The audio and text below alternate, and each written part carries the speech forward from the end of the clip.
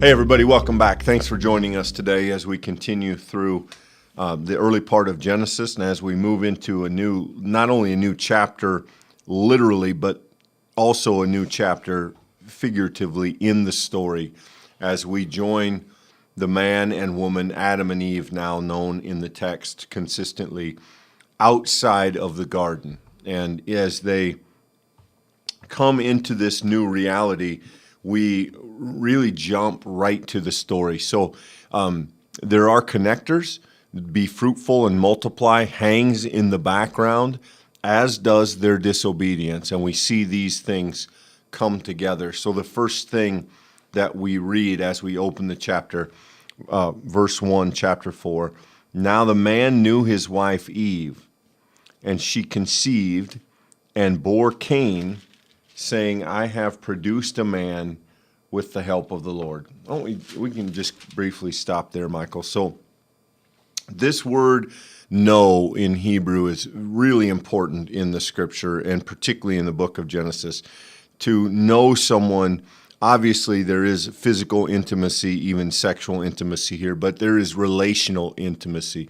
To know someone is in this context something personal and deep, far more than a friendship, far more than passing. So here it is used synonymously with he makes his wife pregnant. So the man knew his wife Eve, and she conceived and bore Cain, saying, I have produced man with the help of the Lord. And very interesting that outside the garden, in the punishment which she has just undergone, remember that God told her punishment for the disobedience would be difficulty of childbirth. Having now come through that difficulty, to Eve's credit, she stays relationally grounded in who she is as creature and looks to the Creator, giving thanks, saying, I have brought forth a man with the help of the Lord. So she acknowledges, even outside the garden, even through difficulty, that the Lord has been involved. Yeah, right.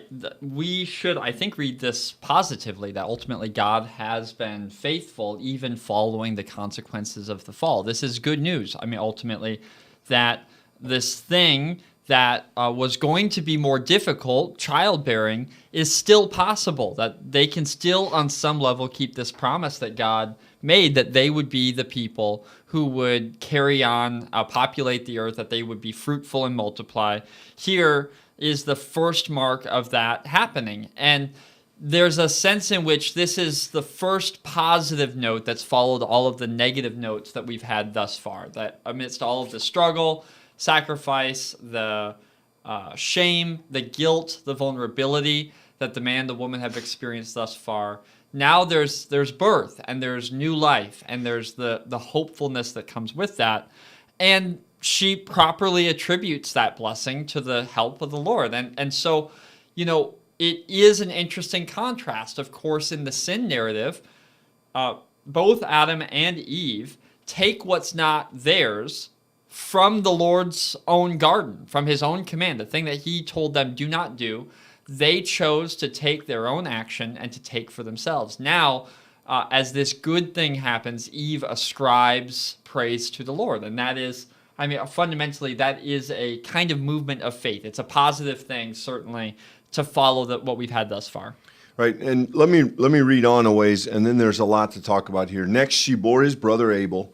Now Abel was a keeper of the sheep, and Cain the tiller of the ground. And in the course of time, Cain brought to the Lord an offering of the fruit of the ground, and Abel, for his part, brought of the firstlings of his flock and their fat portions. And the Lord had regard for Abel and his offering, but for Cain and his offering he had no regard. So we'll stop there kind of mid-verse.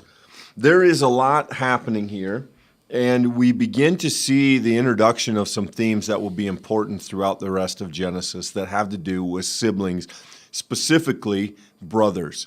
The brother relationship in the book of Genesis, which is filled with family stories, is one of an adversarial nature, often a kind of competitiveness, a kind of againstness. Brother against brother is often the case.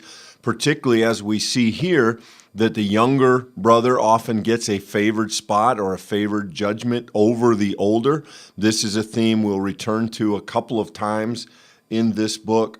We also have the kind of, there's a little bit here, this is more of a cultural story, but remember that the people of Israel, by and large, are agrarian. They're herders. And so there is also, I think we can probably read perhaps a slight bias here in the raising of animals versus the tilling of fields and farming. At least some Bible scholars have suggested that there is a very subtle nod given here to a herding lifestyle versus a farming lifestyle. Now, how much you want to put into that, I'll leave that up to you. The obvious question is, why does God prefer one sacrifice over the other?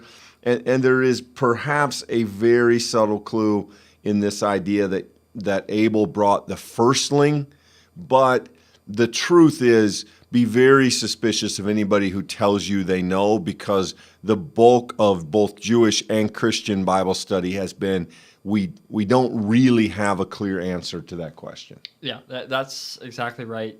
We are probably most interested in answering the question, why would God show favoritism? And the author seems far less interested in answering the question why God chose one sacrifice over the other. The author seems interested in the question, why did Cain respond in such a way to the way that God responds? And we're about to see how distinct of a difference that really is. But what is really interesting, maybe if you're willing to look at it this way, is that here we have both brothers responding to God's gifts, to both responding with thanksgiving, and yet in their response, they are treated differently. And this kind of election is a theme that's going to come up, as you've already stated, Clint. And I think what's telling about it is it already foreshadows, we already, just a few verses into chapter 4, we see that relational hierarchy that we saw happening with Adam and Eve in the consequences of chapter 3. We now see it being lived out in flesh and blood in their offspring. So if you had any sort of positive hope that came from the beginning of this, that, hey, look, a new life is happening, we're turning over a new leaf, we now see that this sinfulness and this breakdown of relationship is actually traveling one generation to the next. It's embedded in the human experience now, such that one can't get away from it. And that's really significant, Clint. We come to understanding the text like this, that the problem of sin is not by situation, but it is rather intrinsic to the human experience. Yeah, and it matters that this is a family story. You know, family is often the location of our greatest traits, our deepest wisdom, and our deepest wounds. And so here we begin to see there is, in the backdrop, there is a sort of competitiveness. It's not said in the text that either brother is trying to outdo one another. That may or may not be the case. We have no insight on that. But there is this moment in which God has regard. God has favor for one and not the other. And why? Those are God's reasons. There's no explanation really given, though we can take some guesses in the story, but we have to acknowledge that they are guesses. And while they might be interesting, we ultimately don't know. But Cain here comes in second. The first brother comes in last. And his response is fitting in verse 5. So Cain was very angry, and his countenance fell. The word countenance in Hebrew essentially means his face fell. It has to do with being disappointed, being angry. It's what you think. It's a frown. It's to be mad. It's that kind of sense of it affected him. His demeanor changed. Anger does that. Anger works. And so this is the first moment where we've really seen anger in the story. And his reaction is not to offer a better sacrifice or to understand, or what he gets angry, and that anger becomes displaced at his brother. And that's probably far enough for today, but it sets the stage for the rest of the story. Yeah, and that's that's maybe a hard turn in the story for those of us who experience anger more quickly on that train, right? Because fundamentally, this idea that God shows no regard does not on any level suggest that God has rejected one brother over another. I think sometimes we read more into this story than is actually here. Let's be clear. God does not regard this sacrifice, this offering that has been made. And yet, Cain responds to that rejection of the thing with deep-seated personal anger and frustration, that he responds to God as if he had been rejected. And, this is, I think, a temptation for all humans to think that fundamentally we are at stake and not just God, like a loving parent looking over and trying to lead and to teach. So much time in church history has been spent trying to answer the question, why? Why did God choose this offering over another?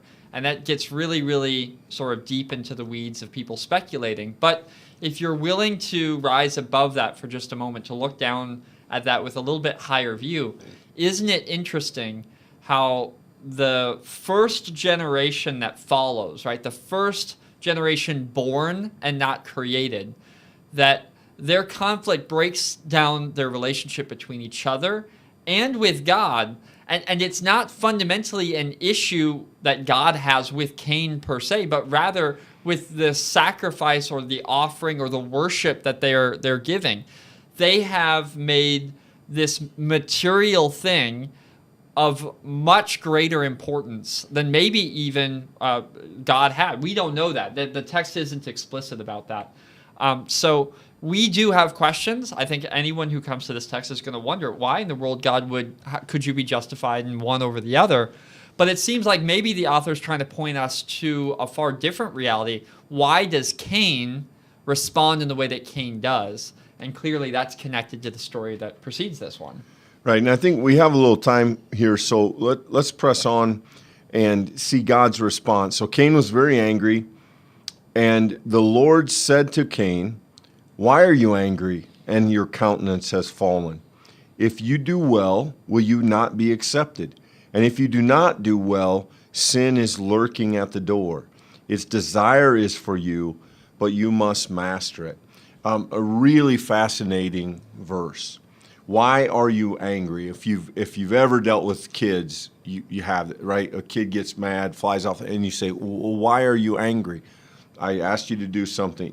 Whatever it is, that overreaction. So you have God, sort of the calming parent here. Why are you angry? If you do well, will you not be accepted? And if you do not do well, it doesn't say you won't be accepted, right? That's what you might think, but it says, then sin is lurking at the door, trying to master you, trying to own you, but you must master it. So what do we learn in this very short but very interesting verse, right? The theme of the Old Testament. You must do well or you risk sin mastering you. This will be, in summary, the struggle of every family, every individual, and of the nation. Really get that reading it, but I think if we put it in conversation with the bigger story, it is clear that this is foreshadowing for us. Right, and it is an example of a thing that seems much more simple until you dig under the surface and you realize how deep it goes. Because this idea of doing, just offer the right sacrifice, right? Just do the right thing in this instance is not nearly that simple. Look at the history of faith that will follow. The doing is complicated by all of this internal intent of the heart. And that's really intensified here by this language. Why are you angry? Why is your countenance fallen? If you do well, will you not be accepted? There's this idea here that it's not just the sacrifice. It says you will not be accepted. There is this real sense that we, mindful of our brokenness, mindful of our own sinful motivation, that the simple task of just doing the right thing is far more difficult than just waking up and doing the right thing that day. I mean, it reminds me of Paul and his comment about, I try to do what's right, but I can't, and I'm at war with myself. We have this very sort of image embedded right here in Genesis chapter 4, this narrative where we see Cain struggling with God, struggling with anger about why he has been treated differently and why he believes that that's a sign that he's not accepted. God says, no, simply do this thing. But of course, we know the end of the story. He's unable to do that thing. He's unable to do it for himself. And that's the depth of the human problem at stake here. Right, and it's very interesting that God does not accuse him of sin. God says that sin is, and this is a wonderful word, lurking, kind of hiding around the corner, kind of waiting for its opportunity. And that's a very earthy, a kind of negative connotation word. Well, what have we seen in the story that lurks? The serpent, right? The serpent slithers. The serpent kind of sidles up to Eve and offers an opportunity to sin. And so here again, we have some connections with the story, and we have a word to all of us.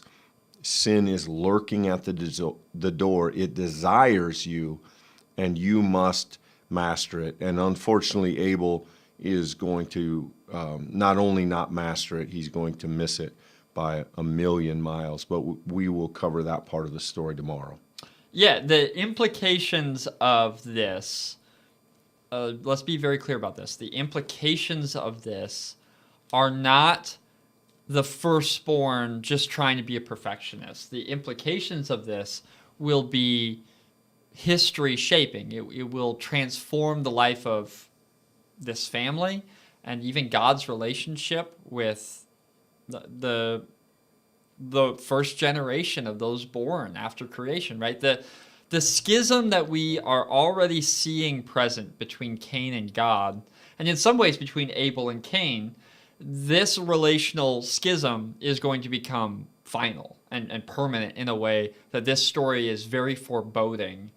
You can already get the heaviness of this, and we're not even to the heaviest part yet. So thanks for being with us, friends. Appreciate it, everyone. Have a great day. We'll see you tomorrow.